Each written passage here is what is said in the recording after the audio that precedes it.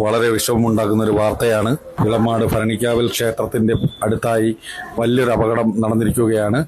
നമ്മുടെ ഇളമാട് ആക്കാപ്പൊയ്കയിലുള്ള മഹേഷിന്റെ അമ്മയും സഞ്ചരിച്ചിരുന്ന സ്കൂട്ടറിലേക്ക് ആയൂർ നിന്നും വളരെ സ്പീഡിൽ വന്ന ഒരു കാറ് മഹേഷും അമ്മയും സഞ്ചരിച്ചിരുന്ന സ്കൂട്ടറിലേക്ക് ഇടിച്ചു കയറുകയായിരുന്നു. മഹേഷിന്റെ അമ്മ മരണപ്പെട്ടതാണ് അറിയാൻ കഴിഞ്ഞത്.